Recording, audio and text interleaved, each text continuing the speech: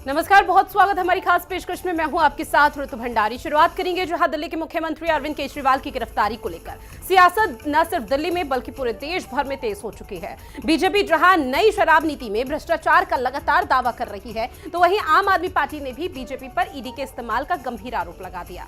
आम आदमी पार्टी का आरोप है कि अभी तक हमारी किसी नेता के पास कोई भी रुपया बरामद नहीं हुआ, लेकिन इसी तर्ज पर बीजेपी केजरीवाल की छवि खराब करने के लिए ये सब ईडी से जानबूझकर करवा रही है।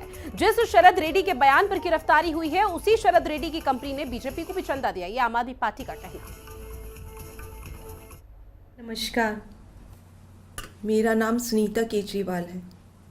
मैं अरविंद केजरीवाल जी की धर्मपत्नी हूँ। आपके बेटे और आपके भाई अरविंद केजरीवाल जी ने जेल से आपके लिए संदेश भेजा है।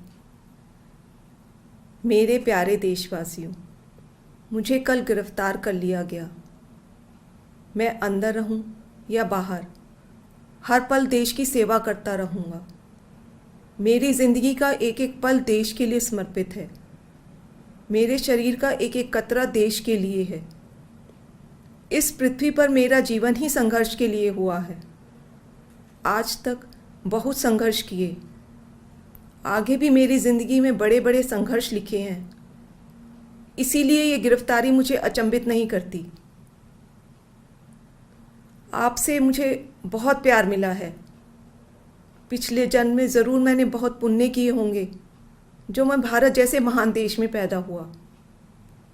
हमें मिलकर फिर से भारत को महान बनाना है, दुनिया का सबसे शक्तिशाली और नंबर 1 देश बनाना है। भारत के अंदर और बाहर ढेरों ऐसी शक्तियां हैं जो भारत को कमज़ोर कर रही हैं। हमें सचेत रहकर इन शक्तियों को पहचानना है, इन शक्तियों को हराना है। और भारत में ही ढेरों ऐसे लोग हैं, ढेरों ताकतें हैं जो देशभक्त हैं, जो भारत को आगे बढ़ाना चाहती हैं। इन ताकतों के साथ जुड़ना है और इन्हें और मजबूत करना है। दिल्ली की मेरी माँ बहनें सोच रही होंगी, केजरीवाल तो अंदर चला गया, पता नहीं अब 1000 रुपया मिलेगा या नहीं। मेरी सभी माताओं और बहनों से अपील है, अपने भाई और अपने बेटे पर भरोसा रखो।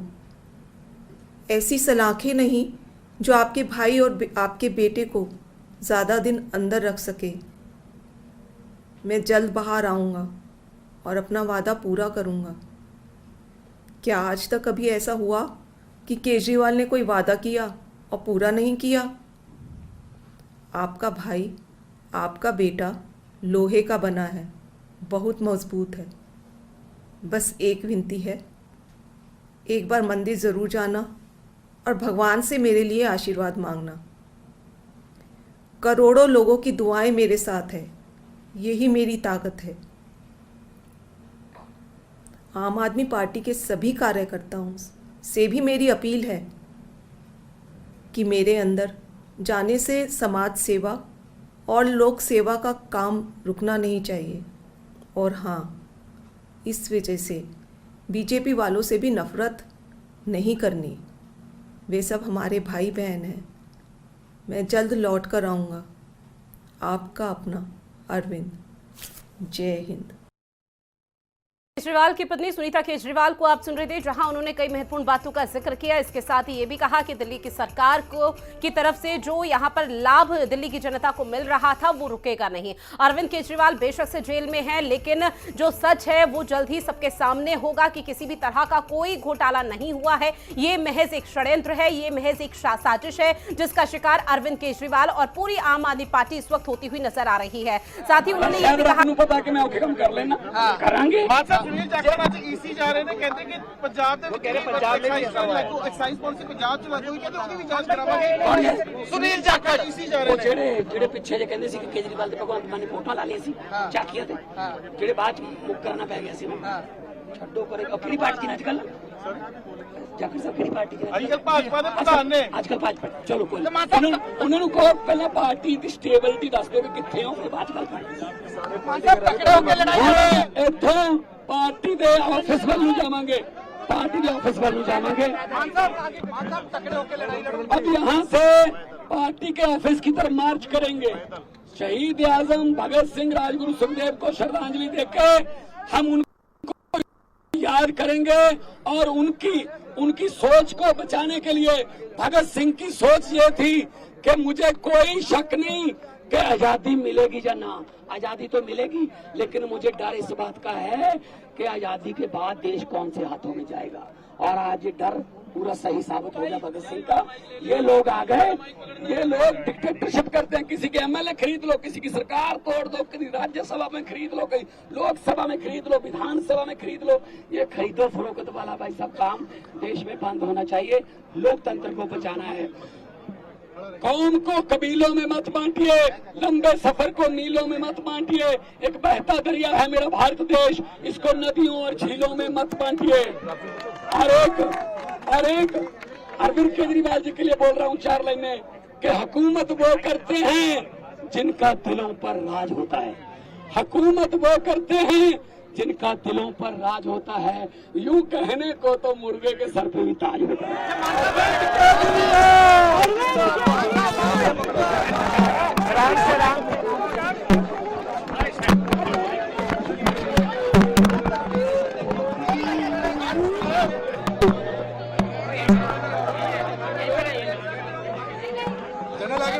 और इसी पर हमारे साथ आम आदमी पार्टी के प्रवक्ता निवांश शर्मा जी जुड़े हुए हैं, साथ ही आलोक वत्स जी हमारे साथ जुड़े हुए हैं जो कि बीजेपी के नेता है। सर, सबसे पहले तो बहुत स्वागत करती हूँ हिंदी खबर में आपका। और शुरुआत आलोक वत्स जी मैं आपसे ही करना चाहूंगी। सलाखों में केजरीवाल टाइमिंग पर लगातार सवाल और जो आरोप हैं वो आप लोगों की पार्टी पर मढ़े जा रहे हैं। देखिए, आरोप कोई किसी पर मढ़ सकता है, लेकिन लोकतंत्र में जो भी प्रक्रियाएं होती है उसके तहत ही कार्रवाई हो रही है।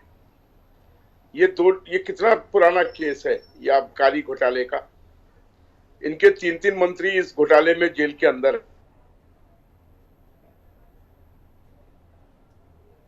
कोर्ट के संज्ञान में है कि इस दाल में कुछ काला है, नहीं तो अब तक इनको बेल दे दिया जाता। और ये कौन सा अलोकतांत्रिक तरीका आपने अपनाया है कि सड़कों पर आप जुलूस निकालकर हंगामा कर रहे हैं कि जी ये गलत हुआ है। क्या छोड़ देगी न्यायालय इनको? अगर इस तरीके से कोई भी क्रिमिनल को अगर अरेस्ट किया जाए और उसके 5-10 हजार सपोर्टर सड़कों पर, क्या सरकार छोड़ देगी उनको? हाँ जी, गलती हो गई, बहुत से लोग सड़कों पर जुलूस निकाल रहे हैं। कानूनी प्रक्रिया को अपना काम करने दीजिए। भारत में लोकतंत्र है, लोकतंत्र की मान्यता को बरकरार रखिए। लोकतांत्रिक मूल्यों की बलि चढ़ाने की कोशिश मत कीजिए। इस तरीके के जुलूस निकालकर आपको प्रोटेस्ट करना है कीजिए, लेकिन आप ये क्यों कहते हैं कि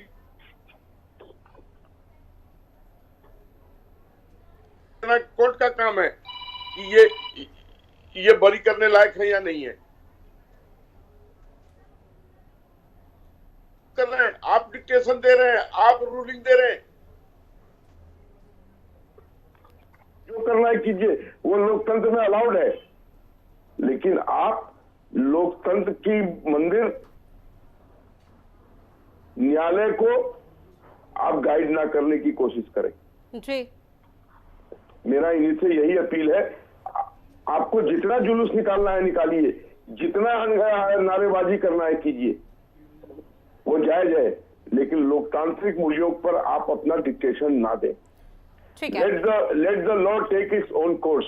जी, निवांश शर्मा जी, काम करने दीजिए। ठीक है सर, लॉटरी में आपके पास निवांश शर्मा जी इसी सवाल के साथ, चूंकि देखिए आप लोग तमाम तरह की रणनीति बना रहे हैं, तमाम तरह के आज जो यहाँ पर नाराजगी है, प्रदर्शन वो जताई जा रही है, लेकिन जब बात न्यायालय की आती है, जब बात कोर्ट की आती है, तो कोर्ट में उन दलीलों को कैसे आप लोग पेश कर पाएंगे कि ये सब भ्रष्टाचार वाकई में नहीं हुआ है? क्योंकि कोर्ट में, न्यायालय में जब सुनवाई होगी तो उस दौरान ये तो नहीं चलेगा कि बीजेपी इस तरह के हथकंडे अपना रही है, ये बीजेपी की साजिश है, बीजेपी विपक्ष को खत्म करना चाहती है। कोर्ट तो ये सब सुनवाई नहीं सुनेगा ना।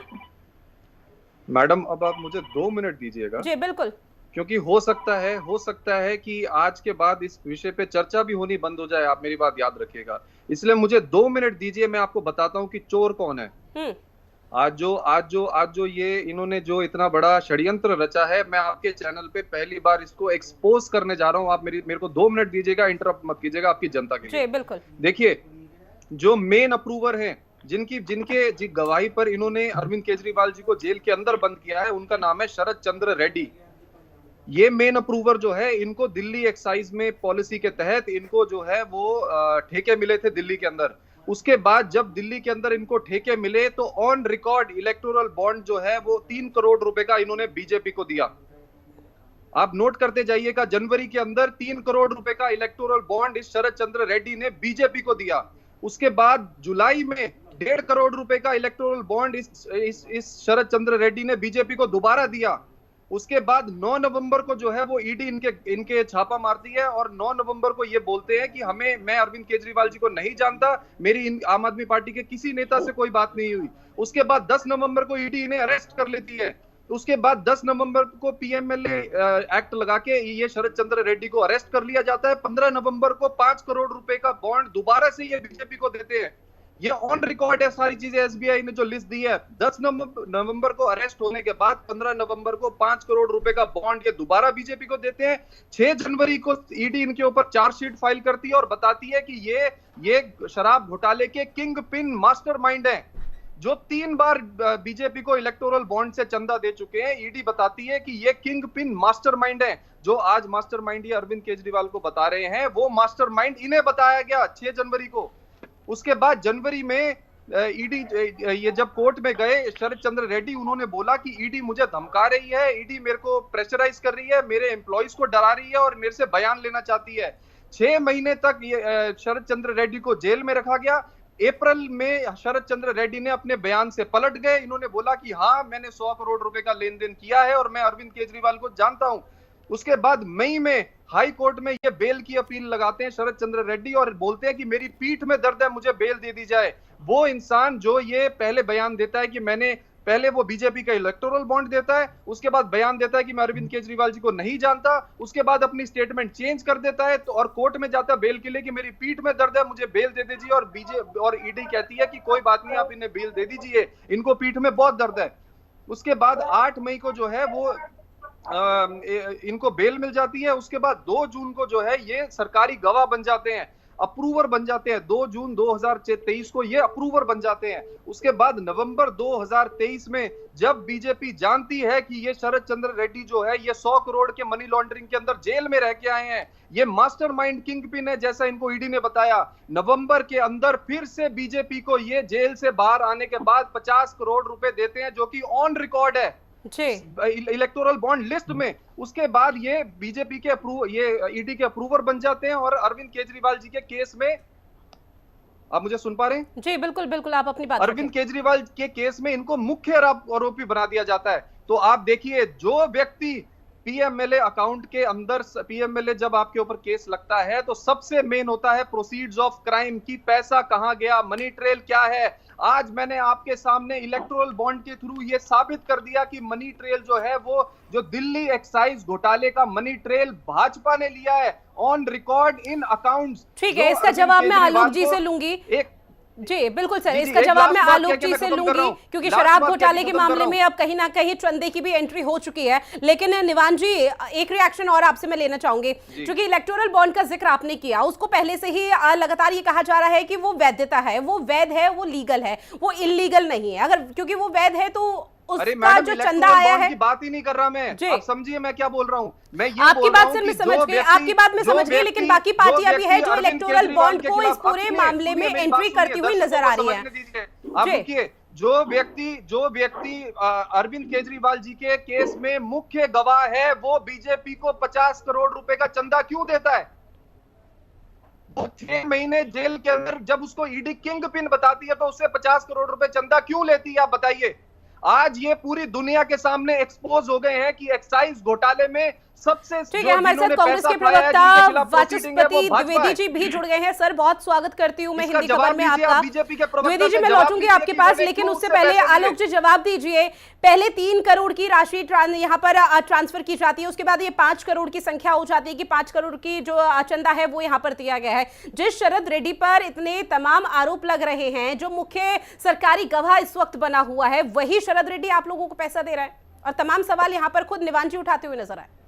देखिए, जो निर्वाण जी कह रहे हैं, अगर इनके पास ये सारे सबूत हैं जो ये साबित करते हैं कि केजरीवाल जी निर्दोष हैं और बीजेपी दोषी है, तो ये पब्लिक अरे डोमेन में सर, क्यों इस बात को एसबीआई बोल रहे हैं? एसबीआई की एक minute, electoral bond please. List में निवान जी, है। निवान जी आपको सबूत 2 की मिनट जरूरत से ही ज्यादा नहीं है, का आप समय देख दिया गया लीजिए, था। निवान जी प्लीज, निवान जी PCI की विनम्र वेबसाइट पे जाके देख निवेदन लीजिए है आप। सर, आपको 2 मिनट से ज्यादा का समय दिया गया था। अब आपने सवाल उठाए हैं तो उनके जवाबों को कब भी आएगी सुनिए। ईडी इनके दफ्तर पर रेड मारने, बताइए।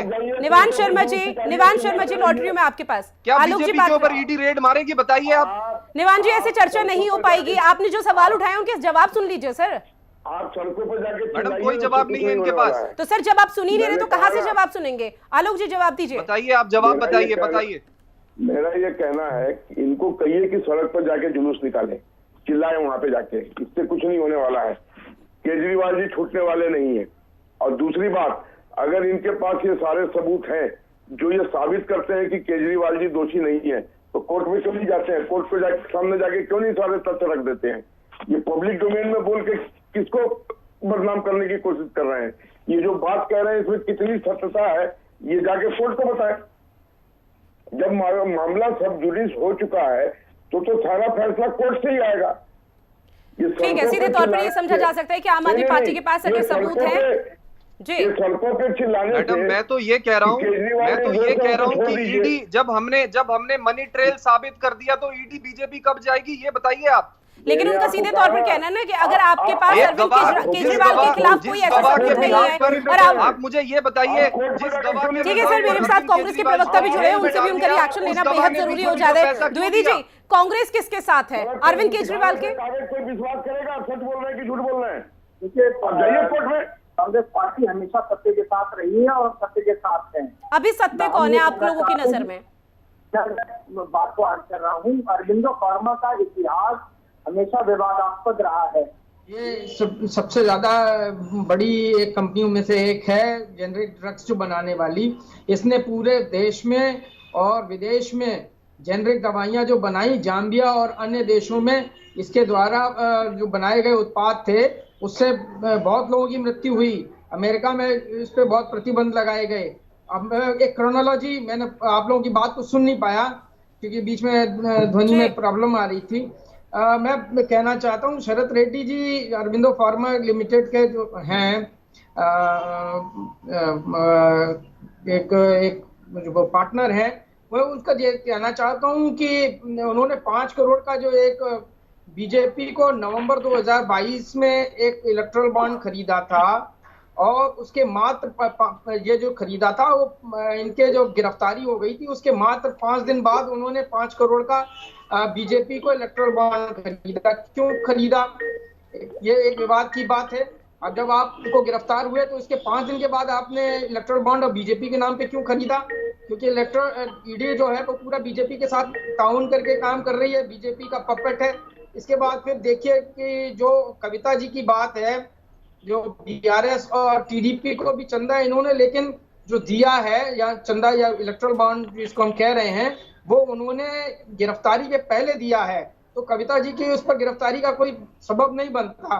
और जो लगातार ऑफेंडर है, लगातार जो ऑफेंड कर रहा है विभिन्न प्रकार के जनता के स्वास्थ्य के साथ, हितों के साथ, जनता के अन्य प्रकार के जो भ्रष्टाचार हैं उनमें निरुद्ध रहा है। अब उसको देखिए किस तरीके की क्रोनोलॉजी है। दिल्ली हाईकोर्ट ने फिर जो ईडी के द्वारा इनका कोई विरोध नहीं किया गया, आखिर क्यों नहीं किया गया? उसके बाद फिर उनको कुल मिला के 59 करोड़ रुपए इलेक्ट्रल बॉन्ड के द्वारा बीजेपी को क्यों दिया गया? उसके बाद इनको अप्रूवर क्यों बना लिया गया? अप्रूवर क्या ऐसे व्यक्ति को बनाया जा सकता है जो पहले ऑफेंडर था? चलिए मान लिया वो है, तो फिर आप उनको चंदा क्यों दे रहे हैं? जब आप पकड़ गए हैं, अप्रूवर बन गए, उसके बाद लगातार ट्रेल आ रहा है कि आपने इलेक्ट्रल बॉन्ड खरीदा है। ये साबित करता है कि निश्चित रूप से आप कहीं ना कहीं ऑफेंडर थे। आप शरण से बचने के लिए, बेल से शरण लेने के लिए, भाजपा की ईडी से बचने के लिए आपने बॉन्ड खरीदे। ये निश्चित रूप से मतलब मोटा-मोटा ये मानकर चला जाए कि सत्य इस वक्त आम आदमी पार्टी है और आप लोगों की पार्टी यानी कि कांग्रेस अरविंद केजरीवाल के साथ है, ये मान ले? हम इंडिया गठबंधन के किसी भी व्यक्ति के साथ जो सत्य की बात है उसके साथ हैं। हम ये कहना चाहते हैं कि जब एक व्यक्ति वही मामले में जब लेकिन गवर्नमेंट सर आपको अप्रूवर पता है बन गया, ये जो दिल्ली सीधे- नई आबकारी नीति में घोटाले की बात है, ये आपकी पार्टी ने ही उजागर की। जब एक समय ऐसा था जब कांग्रेस की तरफ से श्रेय लेने की होड़ लगी हुई थी, ये बताया जाता था कि भाई हमारी वजह से ये लिक्विड जो स्कैम हुआ है इसको हम लोगों ने उजागर किया है, और आज शायद उसी की यहाँ पर जो प्रक्रिया, कानूनी प्रक्रिया, उसको आगे बढ़ाया जा रहा है। टाइमिंग की मैडम बात है, टाइमिंग क्या देखिए, अपॉर्चुनिटी टाइम देखिएगा। ये अगर केजरीवाल जी वहां पे मौजूद नहीं हो रहे थे, 8 सम्मन के बावजूद भी नहीं जा रहे थे, और जब हाईकोर्ट ने उनको बेल ग्रांट नहीं किया और हाउस एवेन्यू में पहुंच गए, वो पूरी क्रोनोलॉजी को देखिए किस तरीके से हो रहा है। सर क्रोनोलॉजी को कांग्रेस पार्टी को भी समझना चाहिए ना, नहीं जा रहा। कांग्रेस पार्टी को भी क्रोनोलॉजी समझनी चाहिए। जब 8-9 बार समन भेज दिया गया, वो पेश नहीं हुए, सहयोगी दल के हिसाब से तो आप लोगों को समझाना चाहिए था कि भाई एक बार तो पेश हो जाए कम से कम, क्योंकि झारखंड में क्या हुआ वो तो सबने देखा। और अगर विपक्ष को इतना परेशान किया जा रहा है तो विपक्ष भी तो कुछ स्टैंड ले पाए।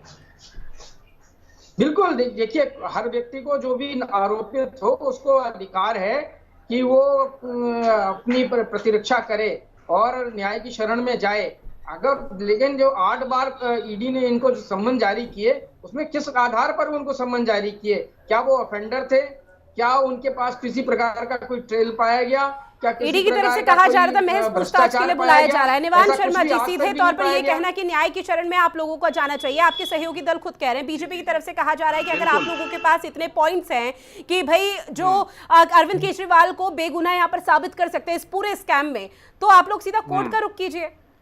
नहीं, वो तो हम कर ही रहे हैं, वो आप चिंता मत करिए, वो हम कर रहे हैं और कोर्ट से न्याय मिलेगा, ये भी मैं आपको आश्वस्त करता हूं। दूसरी बात, अभी इन्होंने जो कुछ पॉइंट उठाए उसका जवाब देता हूं मैं जनता के लिए। आप सुनिए मेरी बात। इन्होंने कहा कि क्या तथ्य हैं इनके पास। तथ्य मैं बताता हूं आपको। एसबीआई की वेबसाइट पे और इलेक्शन कमीशन की वेबसाइट पे ये तथ्य है कि शरद रेड्डी ने जो है वो 60 करोड़ रुपए दिया बीजेपी को, इसमें कोई डाउट नहीं है। ये इलेक्शन कमीशन की वेबसाइट पे है और एसबीआई की वेबसाइट पे है। दूसरा तथ्य, ईडी ने कहा अपने उसमें कि जो शरद रेड्डी है वो किंग है शराब घोटाले का, इसमें भी कोई पॉलिटिकल बात नहीं है। ईडी के तथ्य है, ये कोर्ट की बात है ये। तो जब एक इंसान को ईडी ये कहती है कि ये शराब घोटाले का ऑफेंडर है, ये मास्टरमाइंड है, ये किंग पिन है, तो उस किंग पिन से ये ऑन रिकॉर्ड 60 करोड़ रुपए क्यों लेते हैं? आप ये बताइए। पीएमएलए एक्ट में ये मेन होता है कि आपको मनी ट्रेल साबित करनी है और प्रोसीड ऑफ मनी क्राइम बताना है। इससे मनी ट्रेल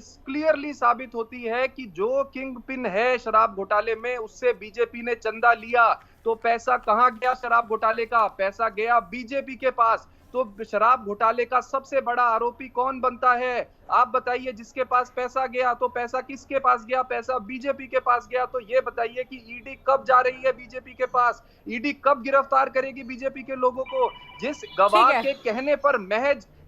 के महज कहने पर अरविंद केजरीवाल जी को गिरफ्तार कर लिया गया, उस गवाह ठीक है, समय की भी कमी है। आलोक जी, एक आखिरी रिएक्शन मैं आपसे लेना चाहूंगी। सीधे तौर पर विपक्ष का ये भी रिएक्शन सामने आ रहा है, और अभी से नहीं लंबे समय से उनका कहना है कि एक हमाम वो है जिस हमाम में सब स्नान कर रहे हैं, और जब अगर आप लोगों का सपोर्ट हो तो उस स्नान के जरिए बिल्कुल पवित्र हो जाता है। तो ऐसा क्या सही है? क्योंकि लगातार ये तो आरोप बढ़े ही जा रहे हैं।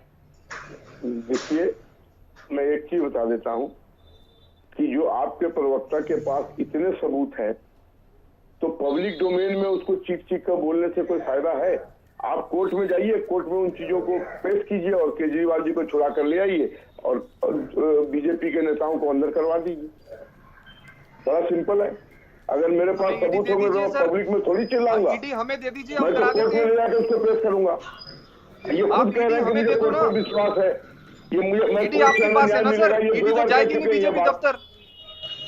ईडी नहीं जाएगी, लेकिन आम आदमी पार्टी तो कोर्ट जा सकती है। न्यायालय पे भरोसा तो हो गई। खैर, अब आने वाले समय में किस तरह से यहाँ पर चीजें होती है, क्या अरविंद केजरीवाल वाकई में बेगुनाह साबित होते हैं या किसी तरह की रिहाई यहाँ पर उनको मिलती हुई नजर आती है, ये देखना बेहद महत्वपूर्ण रहने वाला है। क्योंकि इस बीच अगर जिक्र किया जाए आम आदमी पार्टी का, तो उनकी मुश्किलें लगातार बढ़ती हुई नजर आ रही है। आप सभी मेहमान हमारे साथ जुड़े, इस महत्वपूर्ण विषय पर चर्चा की, उसके लिए आप सभी का बहुत शुक्रिया।